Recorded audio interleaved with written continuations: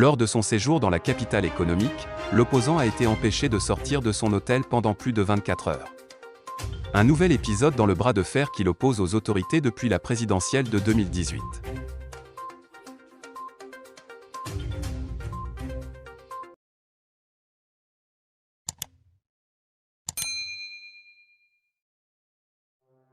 Ce jeudi 2 décembre, c'est finalement sous escorte policière que l'opposant Maurice Kamto a été conduit vers la sortie de Douala, d'où il a pris la route pour Yaoundé. L'épilogue d'un séjour mouvementé, au cours duquel il aura été retenu dans son hôtel pendant plus de 24 heures et empêché de tout mouvement.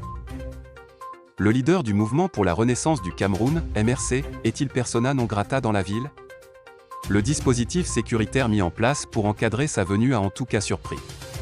Maurice Kamto était arrivé à Douala le mardi 30 novembre. Selon les officiels du MRC, il avait deux objectifs, rencontrer les personnes toujours incarcérées dans le cadre des manifestations organisées en septembre 2020 et participer à une séance de dédicace de 4 de ses ouvrages. Impressionnant dispositif sécuritaire. Au premier jour de sa visite, l'opposant s'est donc rendu à la prison centrale de Newbel, avant de tenir une réunion au siège de son parti dans le quartier d'Eido.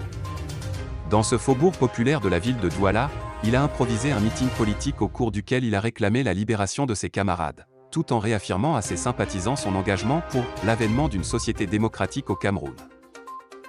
Que ceux qui veulent la bagarre se préparent à la bagarre. La voie que nous avons choisie est la meilleure, c'est celle d'un changement dans la paix et par les urnes, a-t-il lancé devant une foule conquise. Mais le fait d'avoir choisi la paix ne veut pas dire que nous fuyons la bagarre. Que ceux qui veulent la bagarre se préparent à la bagarre. La sortie n'est pas passée inaperçue.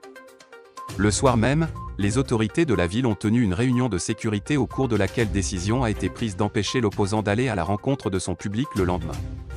Présents ce soir-là, le délégué régional de la police et le commandant de la gendarmerie ont été chargés de la mise en application de cette décision. Au matin du 1er décembre, un impressionnant dispositif sécuritaire composé de véhicules anti-émeutes, de nombreux policiers et de gendarmes était visible dans le quartier Bonapriso, devant le restaurant qui devait abriter la dédicace, mais aussi devant l'hôtel Vallée des Princes, où séjournait l'homme politique. Incarcération et résidence surveillée. Au milieu de la journée, Albert Zongang, le conseiller de Maurice Kamto, a été autorisé à entrer dans l'établissement.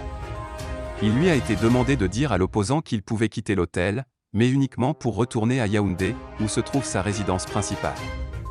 La même consigne a été transmise à ses avocats, venus s'enquérir de sa situation. Il nous a répondu qu'il s'en irait lorsque son séjour serait achevé, pas avant.